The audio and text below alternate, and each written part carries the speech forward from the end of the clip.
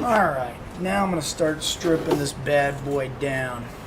First thing I got to do is turn it on its side and knock out these sleeves.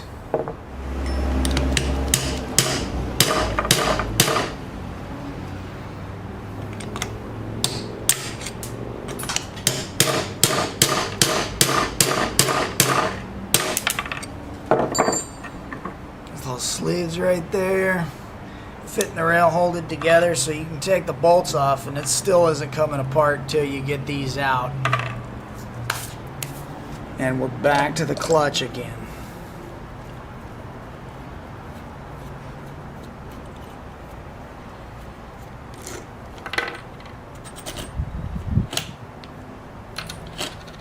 Reluctor hub, clutch pad,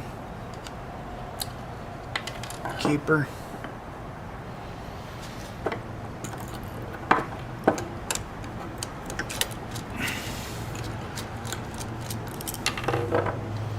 Reluctor, that's a part they don't make anymore, so I'm going to keep that. Capacitor blown out, trash.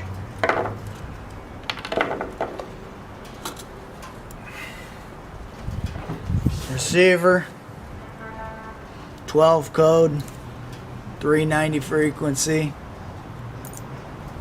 still good.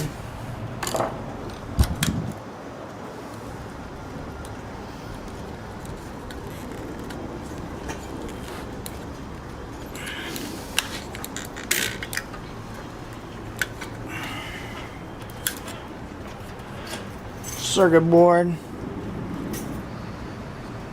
still works.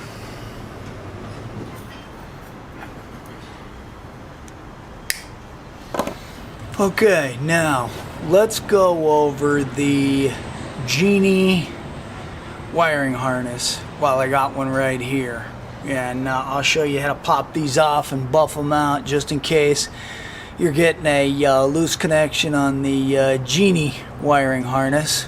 Very similar to the LiftMaster one. I don't know that my camera's going to be any clearer, but put that there. I'm going to take a staple, bend it out.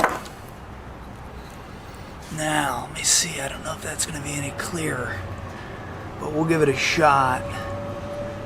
Doesn't come out, I'll go with this green one. I'm suspecting a problem in there. It's not coming out. I'm going to bend that little tab in. I'm going to suck that puppy out of there. Real simple.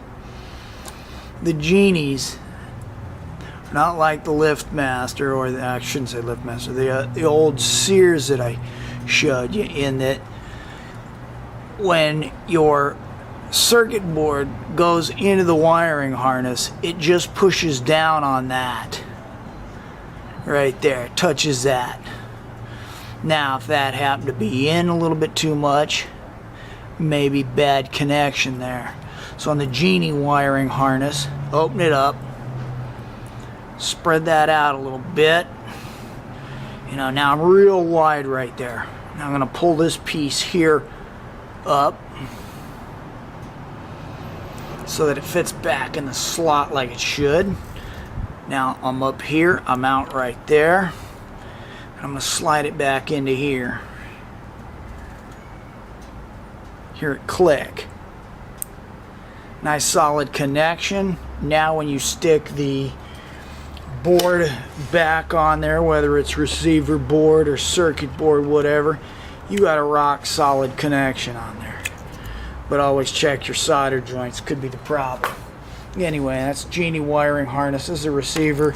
You got your other wiring harness. Same principle. You need to track a wire down right here. Let's say I'm suspecting something's going on in this one. This leads to the light or whatever. Depress it. Pull it out of there. It's a piece of cake. Don't worry about breaking it. I don't think you can. Depress that. I'm going to pull that out one more time. I'm going to stretch that out a little bit. Get a good connection. And bang. I'm back in there connected up. Something to look into. Now, next step in taking this Genie apart Just getting the E-clip off. There you go. That right there is a pretty rare part. I might have to save quite a few of these. It's good clips. Now the screw slides out. Let me pull this out of here. I got my limit wires right there. Don't need those. Okay, now I'm going to have a couple of bushings here and another E-clip right there. That one was usually the one that would break or even just come off. Take that out of there. Okay. Another E-clip. Now the screw is completely free. I got 2 E-clips. Slide that out of there. I recall back in the, I don't know, time flies when you're having fun, maybe the mid-90s, a lot of these transformer failures, we'd drill them out and have to replace them. So you drill out the rivets, put in a new transformer, and screw it back on. You know, with some through bolts. You could re-rivet it, but typically didn't waste time with that. Don't know if the transformer's still available, but this one looks to be in good shape. I'm going to save it. So, let's get rid of some of this wiring. And for those of you that have never gone beyond this, as far as taking a Genie apart, let's strip this bad boy down to nothing and show you what's inside one of these.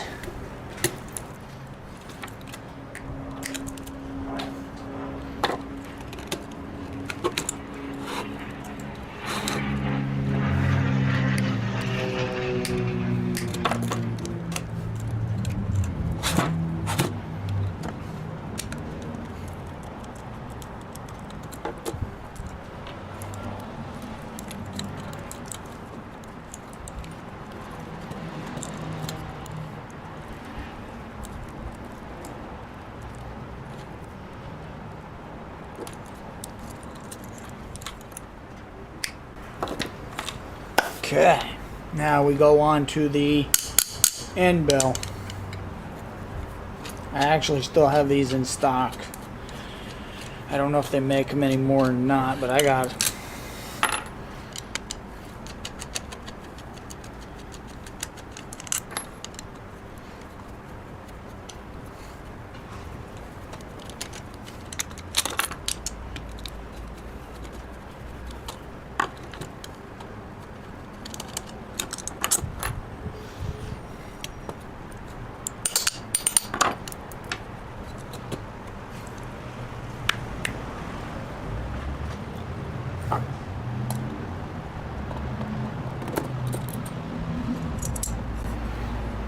For those that have never seen the inside of these machines, here's your end bell.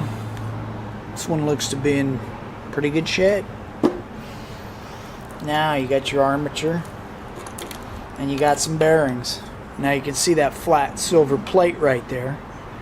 You can see a little ring right on the inside there that's kind of got some wear on it.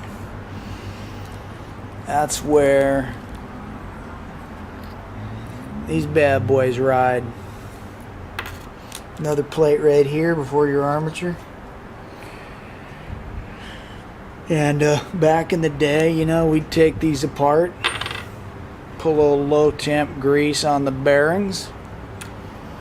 But the main problem with these would be the flat spots. You know, over a period of time, you'll get flat spots in the armature and it would just stop working. And, you know, if you moved the screw to get away from that flat spot, it'd fire up and run. But as soon as it stopped at the limit and got right back into that, you know, stopped working. Now you've got another sandwich of bearings right here. You can see the bearing pack wedged between these two washers. You can see a little bit of a circle there, but generally speaking, not much wear. The bearings are dry, but what do you expect? The machine's probably 15, 20 years old. Let me take a look at the serial number on here. 1993. Okay, got the motor there. Looks to be in pretty good shape right there. A lot of wear on this, not much on that. Alright. And then you got the front plate. So that's a Genie stripped down to the very core. 2 bearings. Smaller one in the rear, bigger one up front. I've had a few instances where I've had this out and figured, well, while I'm getting it out, I might as well grease some bearing packs and put them back in. Keep it running for another 15 or 20 years. So this one is 19 years old. Still ran when I pulled it out. Okay, there you have it. A Genie Blue Max circa 1993. Still worked. You've seen it. Traveled back and forth. Even though the starting capacitor was somewhat blown out. Clutch pad and reluctor hub were shiny. Still a working machine. I enjoyed these machines. I liked working on them because simply they were predictable. You know, cracked end bell, reluctor hub too shiny, clutch pad too shiny, buff those out, stick them back in. Sure, if you're going to do an end bell, you know, if you're going to dig that deep into the machine, repack the bearings, both front and back. If you want to get another 5 or 10 years out of it, that would certainly help. Most people aren't going to go that far into it for, you know, the clutch pad or the reluctor hub.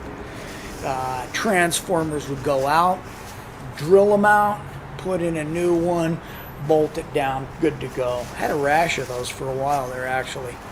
That's what happens, you know, in the manufacturing. You'll get a span of 6 months where the same thing keeps going out over and over again. And, you know, you get used to that. That's what I liked about these Genies. Great machines? Nah. Trolleys always strip out as an easy repair. But I like predictability. When somebody calls on the phone and says, hey, I got a Genie that goes 4 feet, 3 feet, 6 feet, a foot, and stops. You know, if it's got the clutch, it's probably the clutch pad and the reluctor hub. Simple. Maybe the reluctor.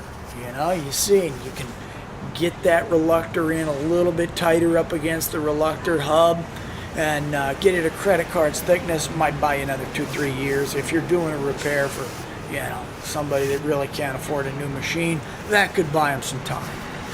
Anyway, hope you guys enjoyed that video stripping down a Genie, because I always do.